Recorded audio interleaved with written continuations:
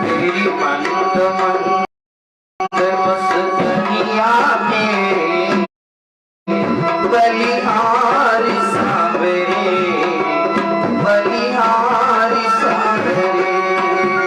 तेरी मंद मंद मस्करिया में बलिहारी सावरे, बलिहारी सावरे, बलिहारी सावरे, बलिहारी सावरे, बलिहार। बोल भक्तों भगवान की जय हो, बोल साची दरबार की जय हो, बोलिए ब्रह्म बाबा की जय हो, बोल मनोहर ब्रह्मदेव बाबा की जय हो, बोल ब्रह्मचारी बाबा की जय हो, बोल 33 कोटि देवी देवताओं की जय हो, बोल चारों धाम की जय हो, बोल 9 देवियों की जय हो। श्री राधे श्री सीताराम।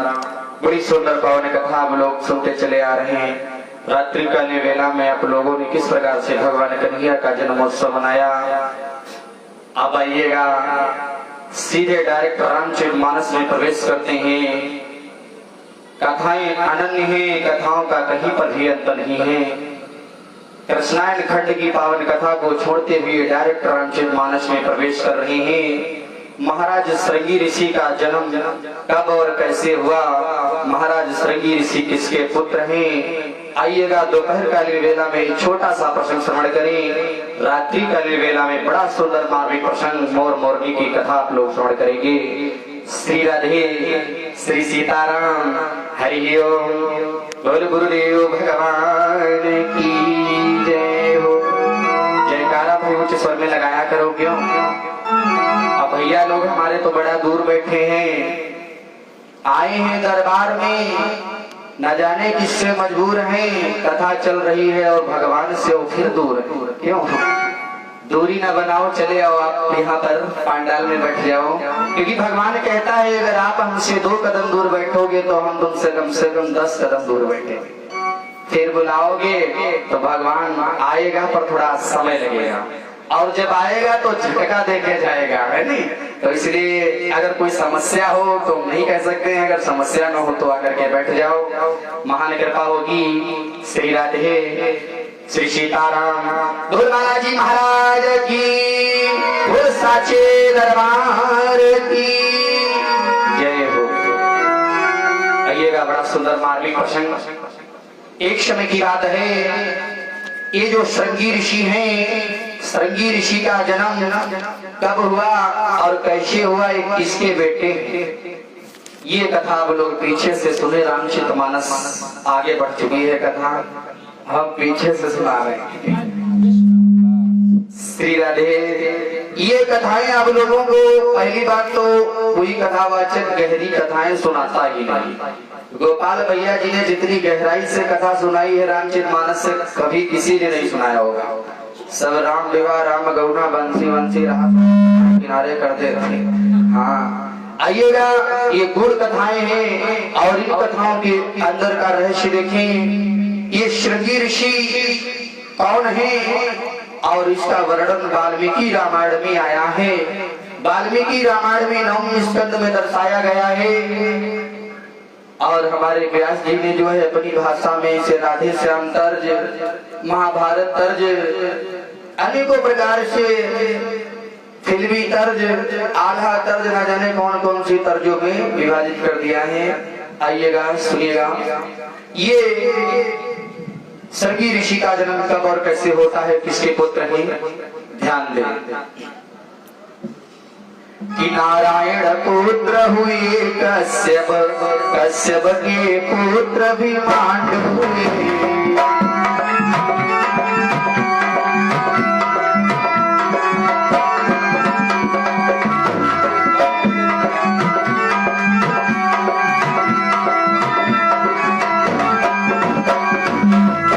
नारायण पुत्र हुए कश्यप, कश्यप के पुत्र हुए, लेकर आशीष पिताजी का जप करने को तैयार हुए।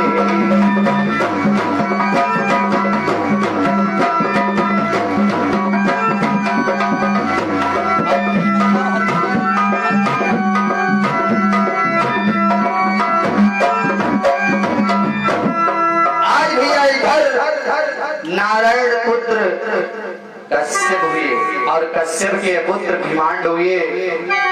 आज भैया भीमांड जो है ना अपने पिता से कहते हैं, पिताश्री मेरी कुछ विशेष इच्छा है, मैं जंगल को घूमना चाहता हूँ, जप तप करना चाहता हूँ, भगवान की भक्ति करना चाहता हूँ। अब भगवान की भक्ति जो है ना, भगवान की भक्ति प्यारे बताया गया है एकांत में बैठकर की जाती है। क्यों?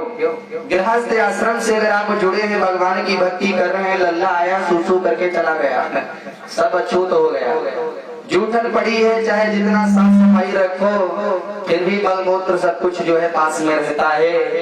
और भगवान की भक्ति जितना अच्छा है, एकांत में आसन लगा करके बैठे, कहीं धाम बना हो उस धाम में जा करके बैठ करके पूजा करें, तभी आनंद आएगा। क्या प्रॉब्लम ही गए? श्री राधे बैठ करके सुनो भाई, समस्या हो तो बताओ, है समस्या का समाधान किया जाए। कथा में मन नहीं लग रहा है? झांकी आज आ रही, सबको आ जाएगा। श्री राधे बोल वृंदावन बिहारी लाल की जय हो, बोल साचे दरबार की जय हो। आज भैया आज इधर क्या हुआ, इधर क्या हुआ भैया, इधर कश्यप से आशीर्वाद प्राप्त करके आज भीमांडु जंगल को चल दिए। जंगल में तपस्या कर रहे थे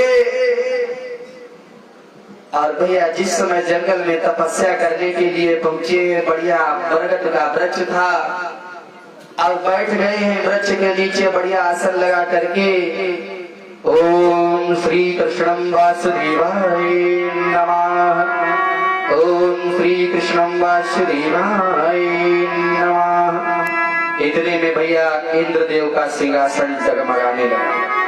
इंद्र देवता दौड़ते हुए ब्रह्मा जी के पास गए और ब्रह्मा जी से बोले हैं, महाराज इस धरातल पर इतने पुजारी कब से पैदा हो गए,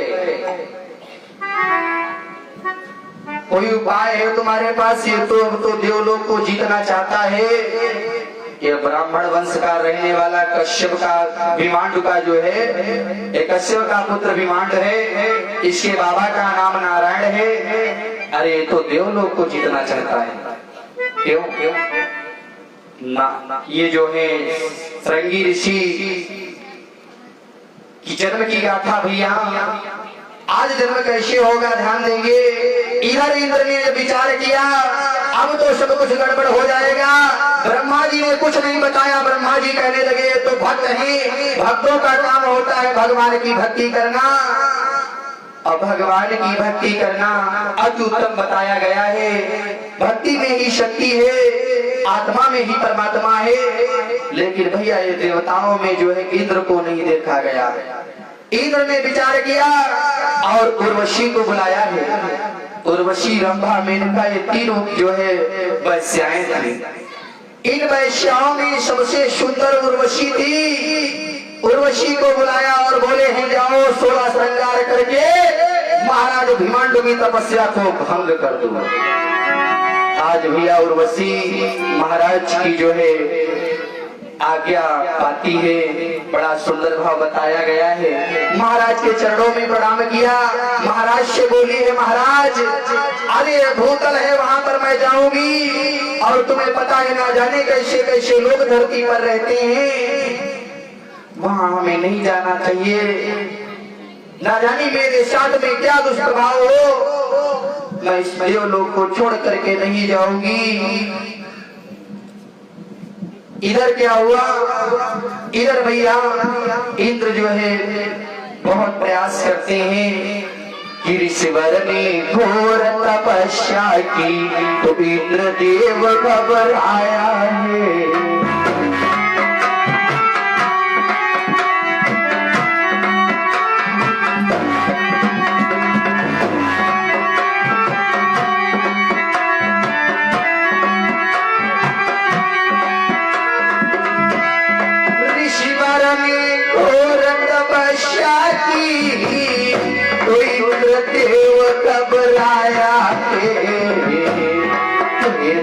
उर्वशी अप्सरा को माया में उन्हें फंसाया है।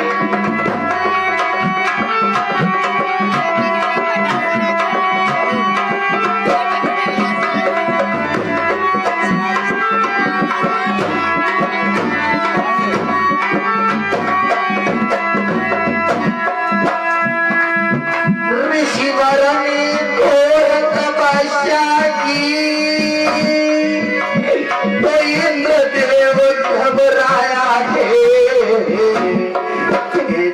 उर्वशी अप्सरा को माया में उन्हें फंसाया है।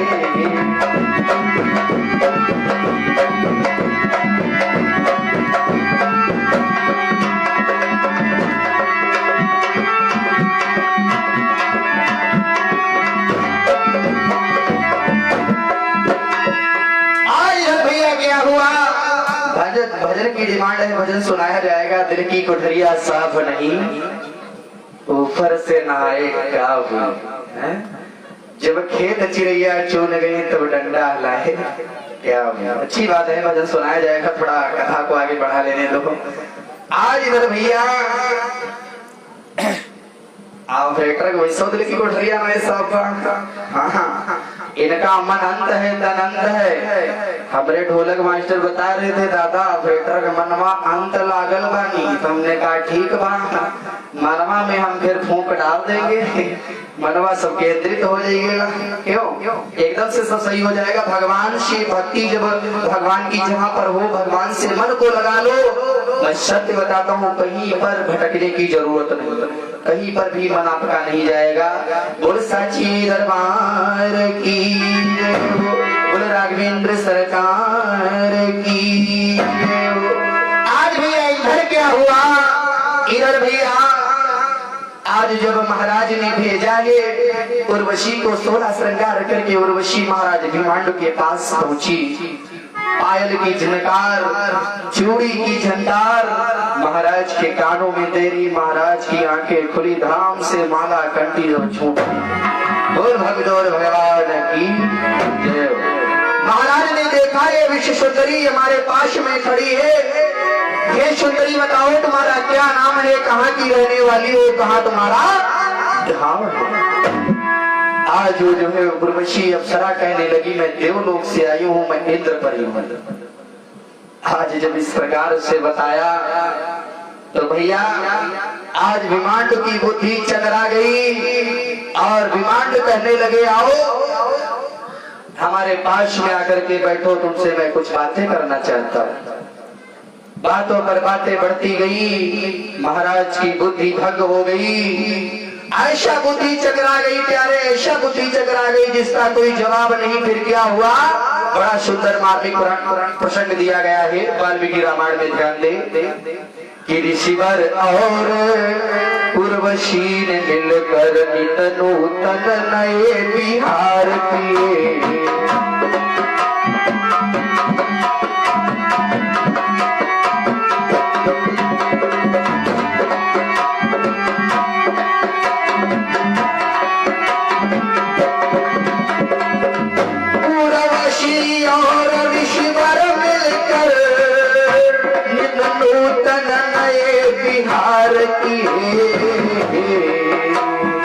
उर्वशी गर्भ से कुछ दिवसों से ऋषि उत्पन्न हुए।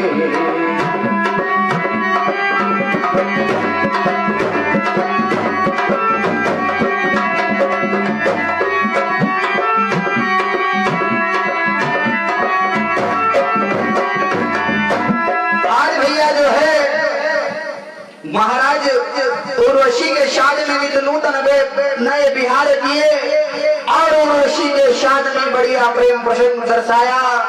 पति पत्नी के भाव से रहने लगे। कुछ समय के बाद आज उर्वशी गर्भवती हुई तो प्यारे 10 मास व्यतीत हो गए। आज श्रृंगी ऋषि का जन्म हुआ। बोल श्रृंगी ऋषि महाराज की जय हो। आप विचार करिएगा, श्रृंगी ऋषि का जन्म किसके गर्भ से हुआ? एक नाचने वाली वैश्या के गर्भ से महाराज ने जन्म लिया है।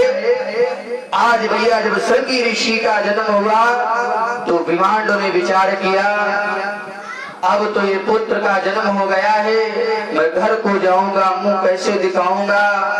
घर वाले कहेंगे किस बिरादरी की रहने वाली है, क्या इसका नाम है, कहां से आई है, कहां इसका धाम है? प्यारे उर्वशी ने तो सब कुछ बता दिया, मैं इंद्र परी हूँ, देवलोक से आई हूँ, नाचने वाली वैश्या। वैश्या परिवार आप लोग जानते ही हैं, उन लोगों का तो धंधा होता है लोगों को लुभाना, लोगों से पैसा पैदा करना, नाच गाने से पैसे को पैदा करना, अपने जीवन को यापन करना।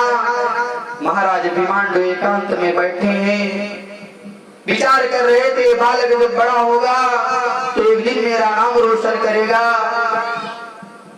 और इधर उर्वशी अपने लाला को खिला रही है।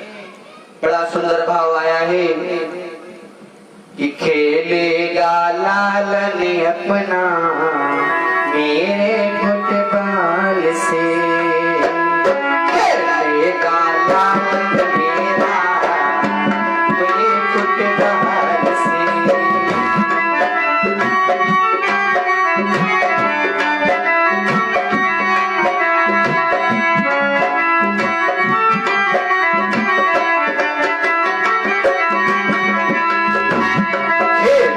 लालन मेरा अपने फुटबॉल से, लालन मेरा अपने फुटबॉल से।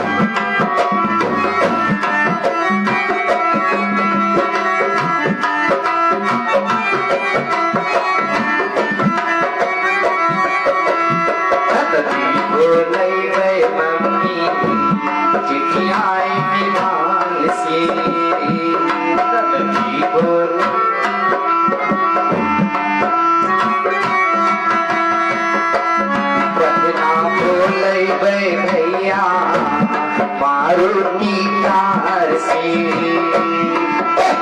बोले मारुति कार से, लालन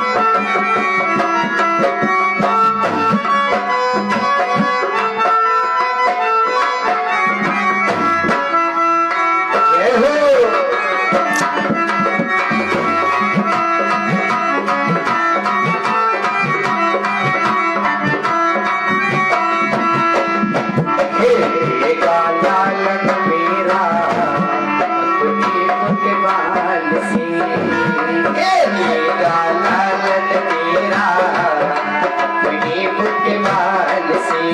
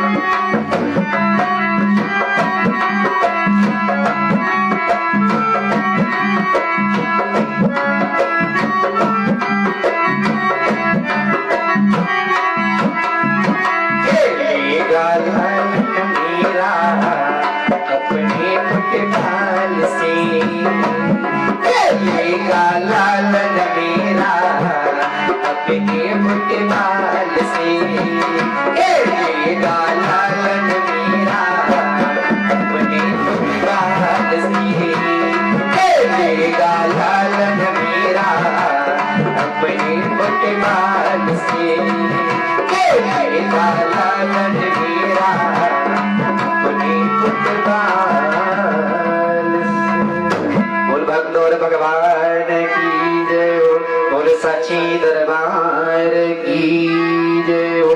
फेसबुक लाइव से हमारे समस्त भक्तों को राधे राधे। परम पूज्य गुरुदेव जी जुड़ चुके हैं, गुरुदेव जी के चरणों में कोटि कोटि प्रणाम स्वीकार हो।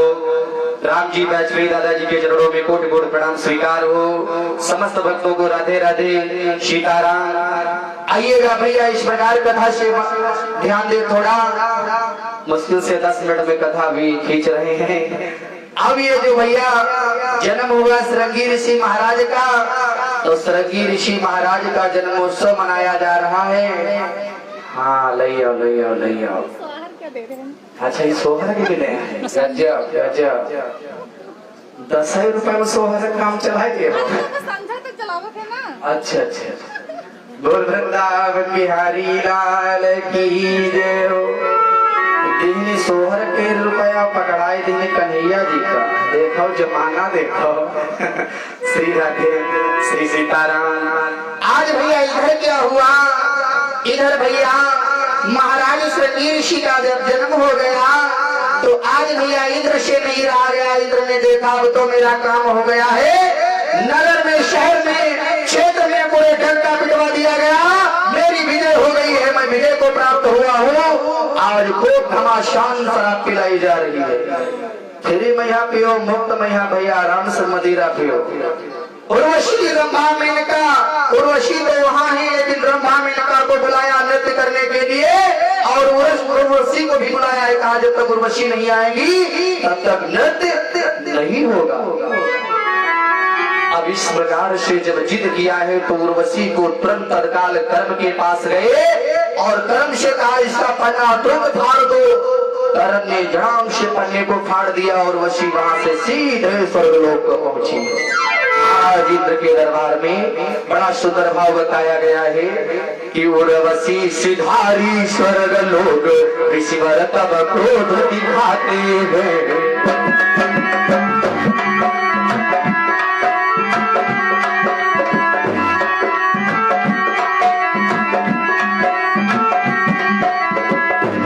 उर्वशी सिधारी स्वर्ग लोग ऋषिवर तब क्रोध दिखाते हैं। नारी जात से दूर रखकर पालन पुत्र का कराती है।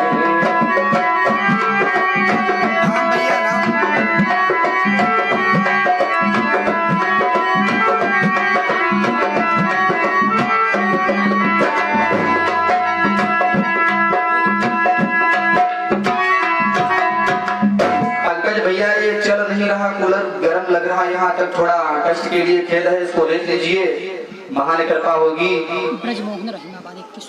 ये ब्रजमोहन भैया रहीमाबाद की तरफ से कृष्ण रावाटी बिहारी के चरणों में दान साधन समर्पित कर रहे हैं। बिहारी जी सदैव दया दृष्टि बनाए रखें, समस्त दानदाताओं के ऊपर अपनी दया दृष्टि बनाए रखें। मन से शुभ आशीर्वाद शुभकामना है।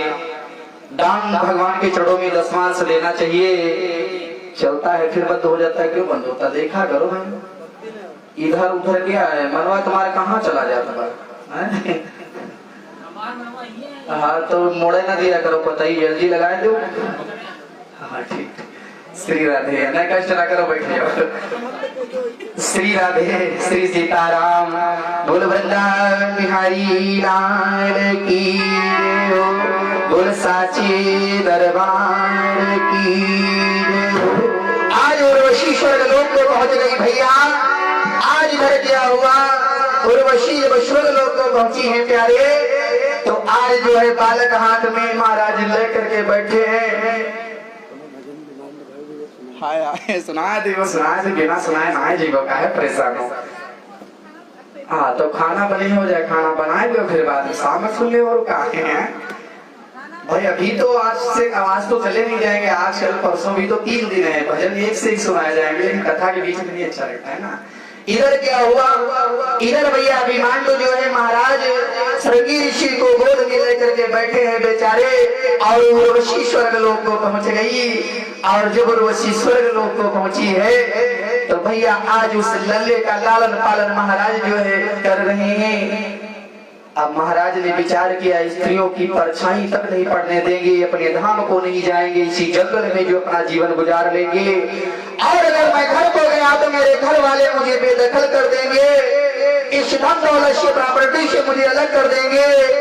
ऐसी भावना के साथ में महाराज जो है वहीं पर रहते हैं, लालन पालन करा रहे हैं। भैया रोमपाद जो है महाराज जी, इन्हें जब पता चला कि मेरा राजपाट तो सब ठीक ठाक चल रहा है, लेकिन हमारे यहाँ वर्षा नहीं हो रही, बरसात नहीं हो रही, मेरी प्रजा बहुत परेशान है, धन दौलत सब कुछ है पर मेरे कोई संतान नहीं है। महाराज रोमपाद बहुत परेशान है, भगवान की भक्ति करते हैं, लेकिन भैया भगवान की लीला भगवान ही जान सकता, क्योंकि कर्म का फल अवश्य मिलता है, जिसकी जैसी करनी होती है उसको फल तुरंत मिलता है। बाबा गोस्वामी जी लिखते भी हैं कि कर्म प्रधान विश्व रचि राखा,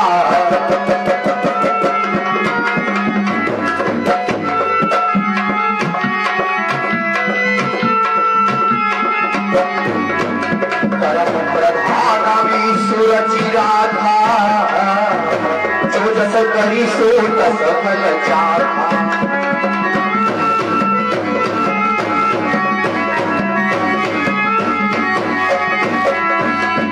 आज भैया परम प्रधान विश्व राखा, जो जस करी सो तस फल चाखा। इस कलिकाल में अभी भी प्रमाण है, अगर जैसा करेंगे तत्काल मिलेगा। एक बार आप गलत कदम उठा करके अभी देखो, अगर कल प्रमाण न मिल जाए तो मेरा नाम विकास पांडे, तुरंत फल मिलता है, तत्काल पीछे का कुछ भी नहीं, तुरंत फल देते हैं भगवान। इस कलयुग में भगवान कहता है कर्म से तुम बोझा अपने सर पर मत ला दो, तुम्हारे पास समय अब नहीं है लिखने का। इस कलयुग में लिखा कोई नहीं मानेगा, आंखों की देखी कोई नहीं मानेगा, सब अफवाहें उड़ाएंगे, झूठ की जो है अफवाहें चलेगी, झूठ की सच विजय होगी, झूठ की जय जयकार होगी, तुम्हारी बात को कोई नहीं मानेगा। इस कलयुग में तो भक्ति अमर है भैया। और क्या बताया है कि जा करके ये शब्द कर दो, लिखना पढ़ना, जो जैसा करेगा उसको तुरंत वैसा मिलेगा।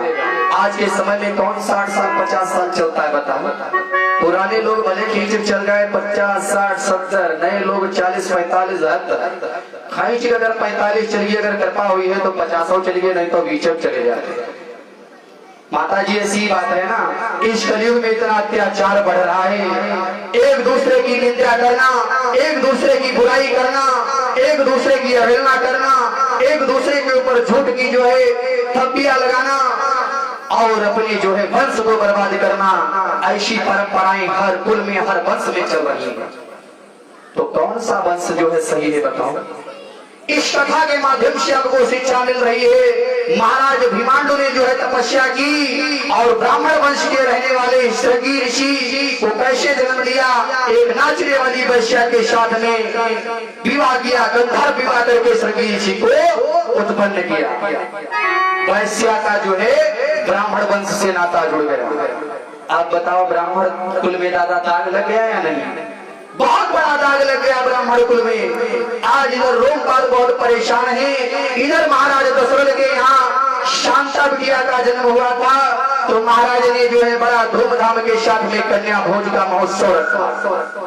उस कन्या भोज में सभी को बुलाया और रोमपाल सगे साधु हैं महाराज दशरथ के। रोमपाल पद पत्नी समेत पहुंचे हैं महाराज दशरथ अयोध्यापुरी नगरी में। महाराज दशरथ को प्रणाम किया और बैठ गए हैं। जब महाराज उस कन्या को गोद में लेकर के खिला रहे थे ना, तो उस समय महाराज ने यही कहा कि आप मेरे छोटे साधु हो, भाई के समान हो, आप उदास क्यों बैठे हो? तो रोमपाल की आंखों से आंसू बहने लगे। रोमपाल कहने लगे, आपको भगवान ने एक कन्या तो दे दी, अरे मेरे यहाँ कन्या की तो बात ही अलग रखो। मेरे वंश में कोई औलाद तक अभी तक नहीं हुई है। मेरे पूरे खानदान में, परिवार में, पूरे वंश में सब पुराने लोग ही हैं। ये साधु जो है हमारे रो रहे हैं, भैया रो रहे हैं, इन्हें चुप करो। अगर ऐसी बात है तो ये बिटिया को इन्हें दे दिया जाए गोद। तो रोमपाल को भैया जो है आज इधर महाराज दशरथ पति पत्नी समेत दोनों की राय ठहर गई, और दोनों की जब राय ठहर गई भैया, तो उसको जो है आज भगवान की लीला के अनुसार उस कन्या को रोमपाल के गोद में दे दिया। और रोमपाल बड़ा खुशी खुशी के साथ में बढ़िया अपने घर को आए, कन्या भोज करके बढ़िया खुशी खुशी के साथ में आए। लेकिन महाराज दशरथ ने कहा था, मैं गोद तो तुम्हें दे रहा हूँ, इस कन्या को अपनी बेटी समझ करके लालन पालन करना, आज से मेरी नहीं तुम्हारी बेटी है। आज महाराज रोमपाल जब घर में आए तो अब बढ़िया सबको बुलाया गया, दूर दूर से राजाओं को बुलाया गया और सभी को जो है आमंत्रित किया। नगरवासी, क्षेत्रवासी, ग्रामवासी सभी को बुलाया और वार्षिक उत्सव मनाया धूमधाम के साथ में। आज इधर क्या हुआ, अब महाराज विचार करते हैं, भगवान ने मेरी सुन ली, मुझे बिटिया तो मिल गई, मेरी नहीं पर गोद तो मैंने ले लिया है, मेरी है। अब आज से पुत्री मेरी है। लेकिन भगवान अगर थोड़ी दया दृष्टि बना देते, इस हमारे राज्य में थोड़ा वर्षा हो जाती, थोड़ा बरसात हो जाती तो बहुत आनंद आता।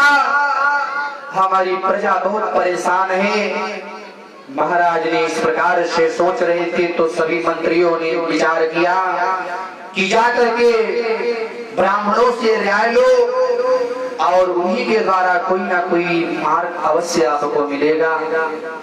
महाराज बेचारे बैठे हैं, सोच रहे हैं ये मेरी राजधानी में क्या हो गया है, सूखा क्यों पड़ा है कि श्री रोमपाद की राजधानी बरसों तक ना बरसा पानी।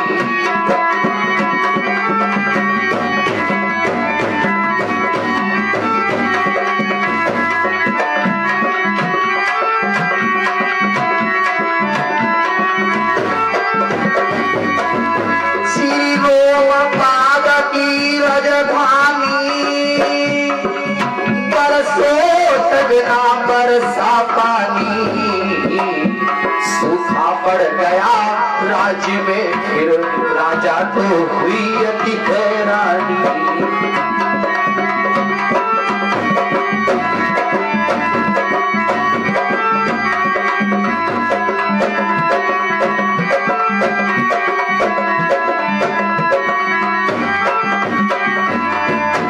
आज भैया इधर सूखा पड़ गया, महाराज बहुत परेशान है। महाराज इतना परेशान है, रोमपाल कुछ कहने की बात नहीं। मंत्रियों को बुलाया गया, मंत्रियों ने बताया, पूर्वजों से राय ली गई। पूर्वजों ने यही बताया कि जाओ ब्राह्मणों के पास जाकर के इसका मार्ग कोई ना कोई अवश्य निकालेंगे। ये मार्ग हमारे और तुम्हारे पास नहीं है, क्योंकि हम और आप सूर्यवंशी हैं।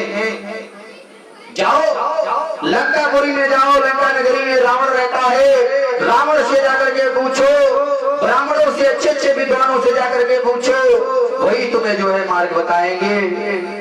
भैया आज इधर से उधर उधर से उधर रथ को तैयार करके दर दर भटक रहे हैं महाराज रोमपाद। जो ब्राह्मण मिलता उससे पूछते हैं हमारी राजधानी में वर्षा क्यों नहीं हो रही, मेरी प्रजा परेशान क्यों है, ऐसा महाराज क्यों है मेरे राज्य में। इस प्रकार से अनेकों प्रकार से महाराज समझा रहे हैं, लेकिन ब्राह्मण कोई नहीं बता रहा। ब्राह्मण सब कह रहे हैं तुम्हारी राज्य में वर्षा इसलिए नहीं हुई क्योंकि तुमने ब्राह्मणों का अपमान किया, ब्राह्मणों को कभी अपने जीवन में भिक्षा नहीं दी, ब्राह्मणों का जो है अपमान करके दुत्कारते हुए दरवाजे से भगा दिया, साधु संतों की सेवा नहीं की, इसलिए देवी देवता तुमसे रुष्ट हो गए, भगवान तुमसे नाराज है। अब जो होगा अब आप ही जान सकते हो। इस प्रकार से भैया बताते बताते बात कहां तक पहुंची। महाराज जब लंका नगरी को प्रवेश किए हैं, रावण के पास पहुंचे, रावण से बताया तो रावण ने कहा ये मेरा कोई मुहूर्त नहीं है बताने का, भी प्रातः काल सुबह आया करो, नहीं तो संध्या के बाद, ये बताने का कोई समय नहीं, ले जाओ दरबारियों से बताया इस राज्य को बाहर कर दो। महाराज रावण जो है वो भी कोई मामूली राजा नहीं था, रोमपाद को धुतकारते हुए बाहर कर दिया। चलते चलते आज महाराज रोते रोते सरयू तट के किनारे खड़े हैं, आकर के अयोध्या नगरी में सरयू तट के पास में खड़े शतानंद मुनि महाराज जी का दर्शन किया, चरणों में गिर गए। उन्होंने बताया कहो रोमपाद जी कैसे आना हुआ, तो दो चार पंडा और ब्राह्मण दो चार वहीं पर बैठे थे, सभी ने कहा महाराज कैसे आना हुआ, पूरी समस्या बताई है महाराज ने कि ऋषियों और ब्राह्मणों ने मिलकर राजा को राय बताया है।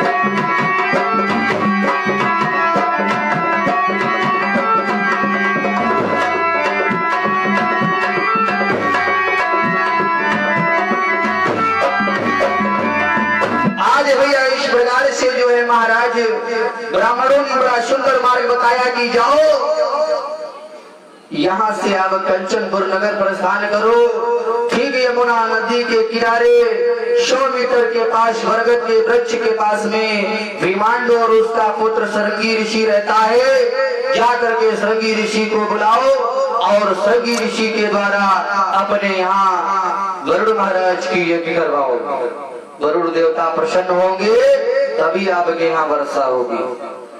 आज भैया इस प्रकार से बड़ा सुंदर भाव बताया गया है। महाराज घर को आए, मंत्रियों समेत रथ को तैयार किया, सीधे जो है वन को गमन कर गए और सरंगी ऋषि को समस्या बताई, सरंगी ऋषि को महल में लेकर के आए।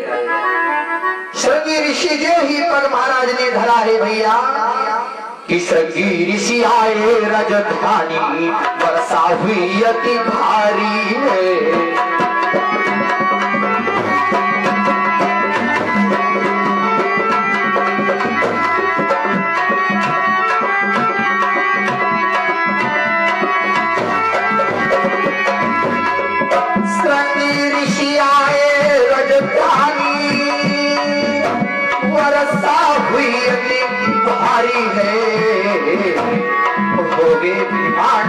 ऋषि क्रोधित तब करनी इसकी तैयारी है।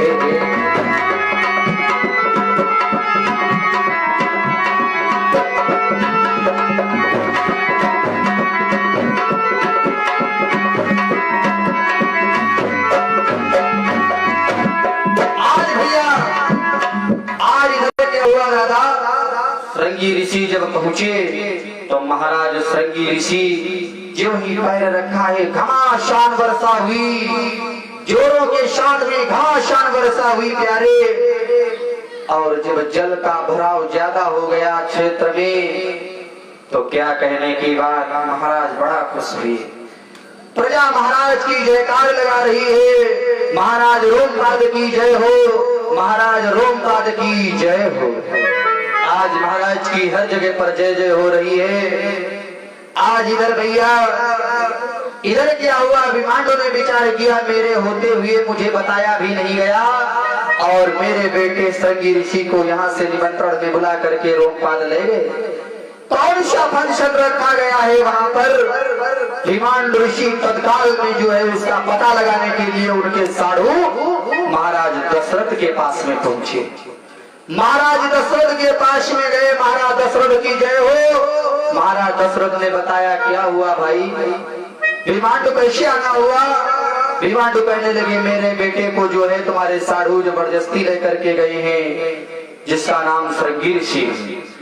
क्या तुम्हारे बेटा भी है? महाराज किसी से बात मत कहना, मेरे बेटा कैसे हुआ कब हुआ मैं बता रहा हूँ। मैं तपस्या कर रहा था एक जंगल में और जंगल में तपस्या करते करते भगवान की भक्ति में लीन हो गया, लेकिन भगवान से नहीं देखा गया तो उर्वशी अप्सरा को भेज करके मेरी तपस्या को भंग कराया।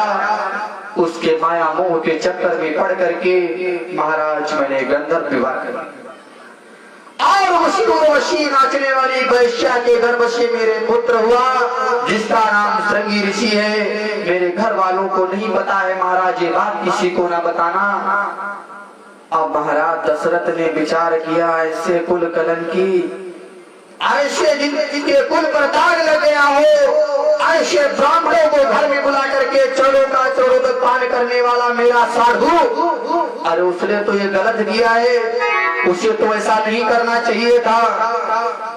आज महाराज ने बैठने को भी नहीं कहा, अभिमानु से बोले हैं, कहने लगे तुम जहां से आए हो वहीं चले जाओ तो ज्यादा अच्छा रहेगा। विमांड से 2 बार 3 बार 4 बार बातें हुई, लेकिन विमांड बेचारे रोते हुए चले गए। विमांड कहने लगे महाराज तुम मुझे कुल कलंकी कहते हुए एक समय आएगा तुम अपने जो है आंसू से मेरे चरणों को धुलोगे। महाराज विमांड अपने जंगल में कुटिया को आ गए, अपनी कुटिया में बैठ करके भगवान की भक्ति कर रहे हैं। बेचारे बैठे हैं, घर को जाऊं, घर वाले घर से बेदखल कर देंगे, निकाल देंगे, बाहर निकलता हूँ, बाहर वाले धुतकार देते हैं। अब मैं क्या करूं। इधर क्या हुआ है, महाराज श्रृंगी ऋषि के द्वारा रोमपाल की राज में, रोमपाल जो है कौशलेंद्रपुर के राजा रहने वाले राजा थे, रोमपाल की राजधानी में वर्षा हुई। उसके बाद घमासान यज्ञ हुई, बड़ी सुंदर बहुत बड़ी यज्ञ हुई। यज्ञ जब हुई भैया तो उस यज्ञ का जो है जब समापन होगा तो अग्निदेव महाराज को सभी ने प्रणाम किया। खुशी खुशी के साथ में सब नातेदार रिश्तेदार सभी को जो है विदाई दी गई। और इसके बाद में भैया महाराज श्रृंगी ऋषि को जब विदाई का नंबर आया, बोले इनको भाई विदाई में दक्षिणा दो, सोना चांदी धन दौलत जर जेवर महाराज को दे दिया जाए। मंत्रियों को आदेश किया गया। आज इधर भैया आज ये जो है महाराज श्रृंगी ऋषि कहने लगे मैं कुटिया में ले जाकर के सोना चांदी धन दौलत रखूंगा, वहां चोर आएंगे महाराज। मैं साधु संत हूँ, मुझे तुम्हारी दौलत से मतलब नहीं है, धन दौलत मैं कुछ नहीं ले जाऊंगा, बस मुझे तुम्हारा प्रेम ही इतना काफी है। अब इतने में महाराज की पत्नी आ गई, कहने लगी ऐसे न जाने दो बिटिया शादी योग्य हो गई, बिटिया की शादी करवा दो, सबसे बढ़िया इससे अच्छा लड़का भी नहीं मिलेगा। आज भैया बिटिया की शादी संपन्न करवाई गई। शांता की शादी महाराज श्रृंगी ऋषि के साथ में रोमपाद की राजधानी में संपन्न। जिस समय शादी संपन्न हुई, आज भैया जब शादी संपन्न हो गई, आज ये खबर महाराज दशरथ के कानों में पहुंची। महाराज दशरथ फौरन तत्काल वहां पहुंचे हैं कौशलेंद्रपुर। महाराज दशरथ ने फटकार लगाई, अरे दुष्ट मैंने तुमसे कहा था इतना बड़ा अत्याचार नहीं करना, तुम्हें शायद मालूम नहीं ये कुल कलंकी था, इसके कुल में दाग लग गया। जिसके साथ में तुमने विवाह किया है वैश्या का लड़का है। रोमपाद कहने लगे तुम क्या कह रहे हो महाराज? ऐसा नहीं, ये बहुत ज्ञानी है, भगवान की कृपा है इसके ऊपर, भगवान की दया दृष्टि है, तुम ऐसा नहीं कह सकते हो, ये गलत बोल रहे हो। आज महाराज ने कहा है गलत मैं नहीं बोल रहा हूँ, हमारे साथ में सैनिकों से पूछो इसके पिता भीमांडु है या नहीं, इससे पूछो। आज उसने बताया महाराज जी ये बात बिल्कुल सत्य है। महाराज ने बताया आज से हमारा तुम्हारा सड़ुआचार खत्म, यही से हमारा तुम्हारा सड़ुआचार खत्म, और आज के बाद ना तुम मेरे साधु और ना मैं तुम्हारा दादा। दोनों में आज यही से मनन होने लगी। तो जब चल पड़े हैं महाराज दशरथ को रोमपाद कहने लगे हैं ठहरो दादा। भैया इको काहे मार बढ़ायो भाई, इको काहे बढ़ायो, बहुत आवाज वापस आ रही है। आज बताया महाराज शांत हो जाओ, अपने क्रोध को शांत करो। दशरथ कहने लगे अब चुप हो जाओ। तो रोमपाद कहने लगे एक समय आएगा महाराज, अपने ही महल में अपने ही हाथों के द्वारा अपने ही वसुधारा से यही श्रृंगी ऋषि के चरणों को धुलोगे। मैं यहाँ से विदाई करता हूँ और चौथी और औना गौना सब तुम्हारे महल से होगा, समधी समधुआर सब तुम्हारे महल से होगा महाराज। रोमपाद कहने लगे तो दशरथ ने कहा ये जीवन में कभी नहीं होगा मेरे जीते जी। बातों पर बातें बढ़ी, महाराज दशरथ ने जो है रथ को उठाया, तुरंत भगा दिए रथ को। बोले कहने लगे अब मैं तुम्हारे धाम को कभी नहीं आऊंगा, अपना मुख भी मुझे दिखाने के लिए मेरी अयोध्या नगरी में नहीं आना। आज के बाद कौशल्या से भी बता दिया आज के बाद तुम्हारी बहन मर गई और मर गया मेरा साधु। यही से सड़ुआचार खत्म।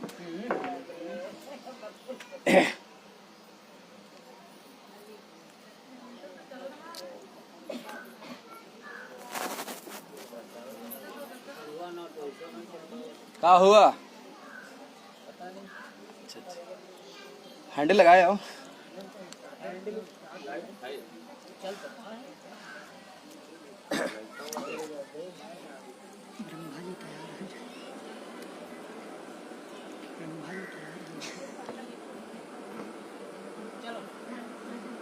श्री राधे बोल राघवेंद्र सरकार की, बोल वृंदावन बिहारी लाल की। आज तारा इधर इतना कह करके महाराज दशरथ अपने घर को आ गए और रोमपाद ने बताया आगे का सब सिस्टम तुम्हारे हाथों से होगा। लेकिन भैया वही समय आया है जब महाराज पुत्रों के लिए गिड़गिड़ा रहे थे, मेरे कोई संतानें नहीं हो रही, मेरा वंश नहीं चल रहा। ये कथा भैया जी ने सुना चुके हैं। भैया जी भगवान का जन्म भी करवा चुके हैं, वनवास भी हो चुका है। ये पीछे का प्रसंग था, मैंने आप लोगों को सुनाया। बोल भक्त और भगवान की जय हो। महाराज दशरथ स्वयं जाकर के गिरे हैं ऋषि श्रृंगी ऋषि के चरणों में, भीमांडु से समधि का रिश्ता जोड़ा और जाकर के जो है अपने बिटिया दामाद को अपने घर में बुलाया है और चरणोदर का पान किया है। बोल और भगवान की जय हो, बोल साचे दरबार की जय हो। श्री राधे आइएगा, दो बार भगवान का पावन नाम बोलो। काहे मारे धम्म धम्म कर दो, का होगा? अच्छा अच्छा। श्री राधे श्री सीताराम। आइएगा, एक छोटा सा भगवान का पद है और तदुपरांत जो है अभी आप लोगों के समक्ष हमारे छोटे भैया गोपाल जी दर्शन दे रहे हैं। इनके द्वारा बड़ी सुंदर मार्गी प्रसंग आप लोग श्रवण करें।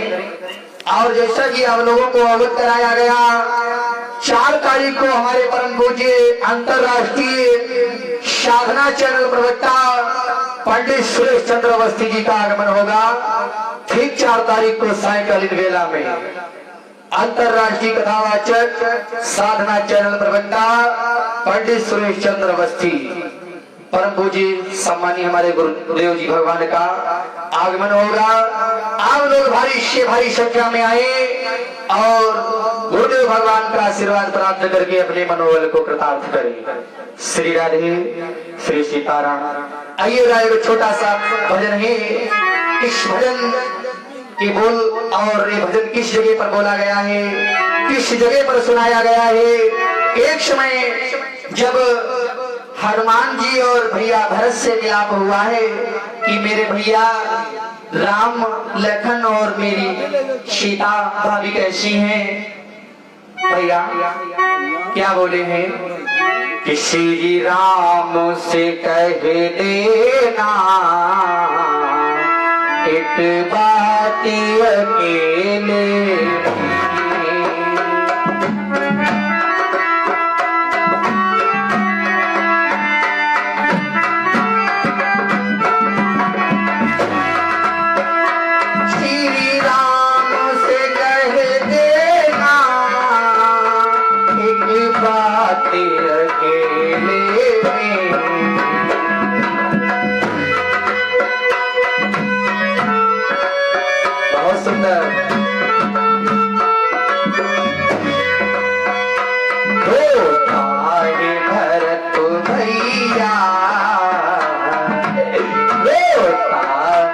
भरत भैया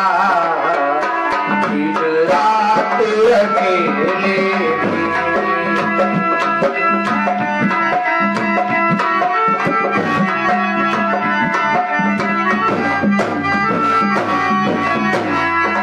श्री राम से कह देना एक बात अकेले। सभी लोग तालियों के साथ में गुनगुनाते हुए मीठे मीठे शब्दों के साथ में गाते हैं।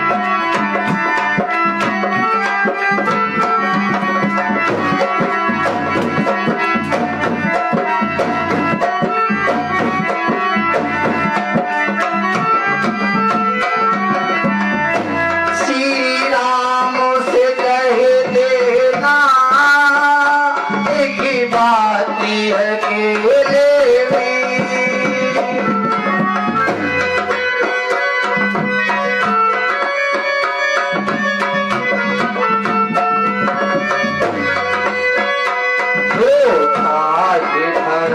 भैया भरत भैया रात अकेले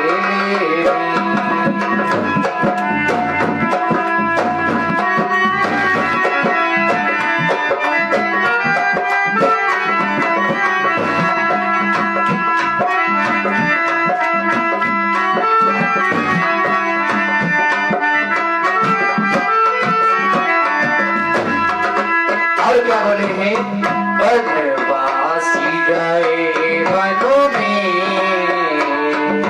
फिर भी तो यही वनों में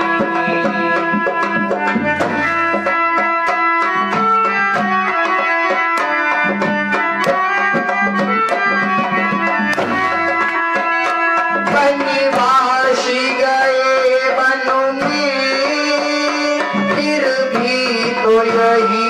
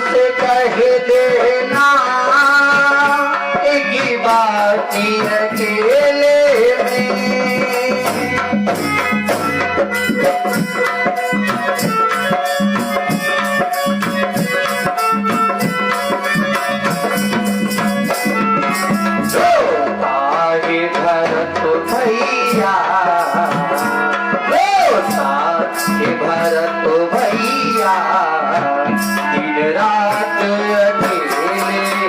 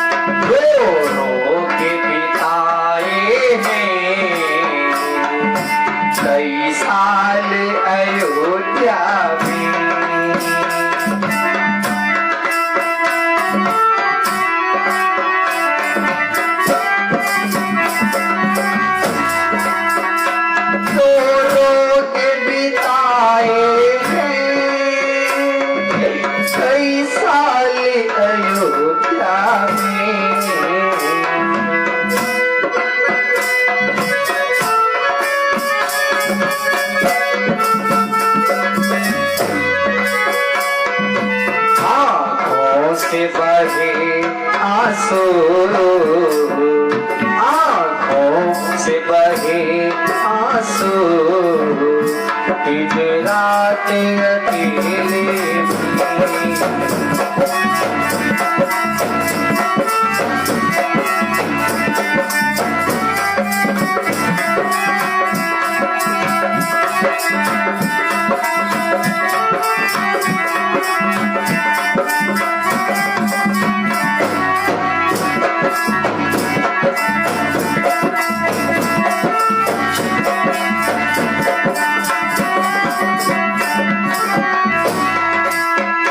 श्री राम से कह देना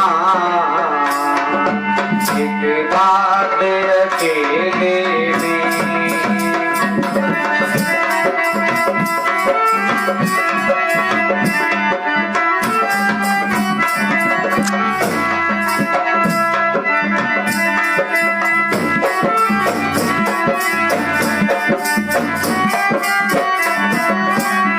श्री राम से कह देना एक बात अकेले में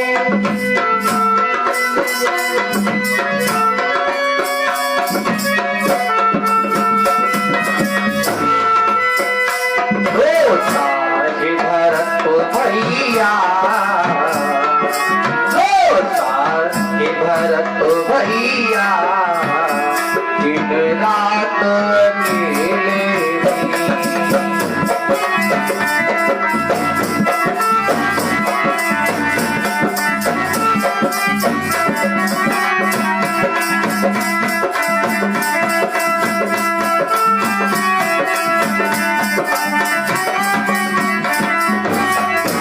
इस राज की ममता ने भाई से बिछाड़ दिया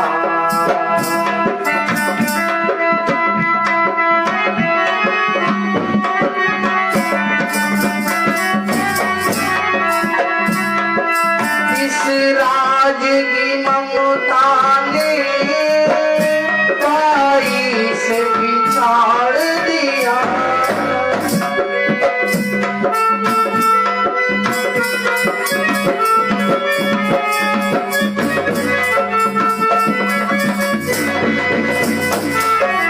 ये भेद किया माने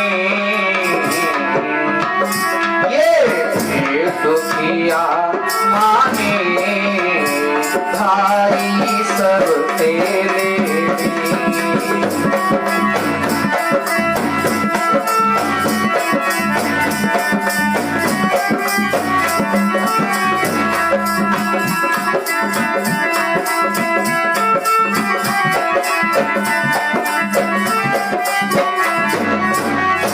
श्री राम से कह देना एक बात अकेले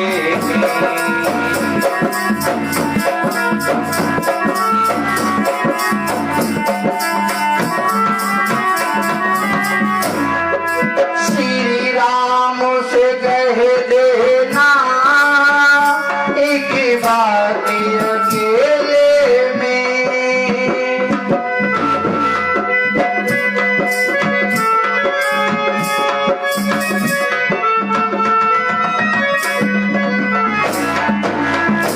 रोता है भरत भैया रोता है भरत भैया दिन रात अकेले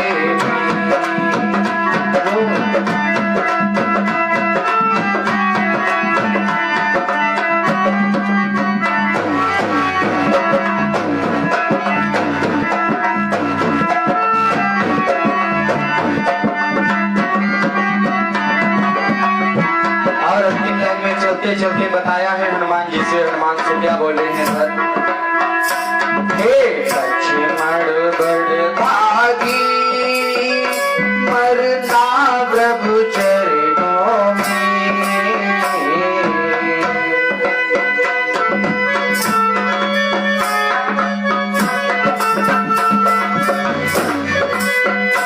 हे लक्ष्मण बड़ भागी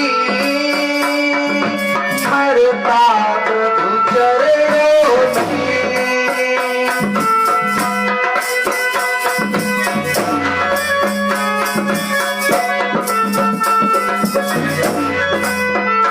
मुझे मौत नहीं आई, मुझे मौत नहीं आई, दुनिया के अकेले में।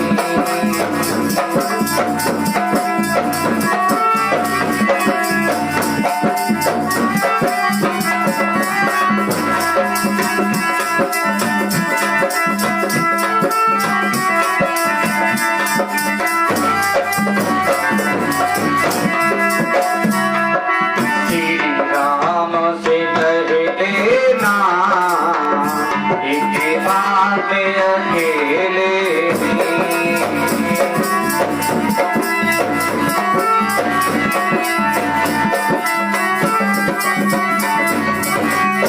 प्रभु राम से कह देना एक बात अकेले में।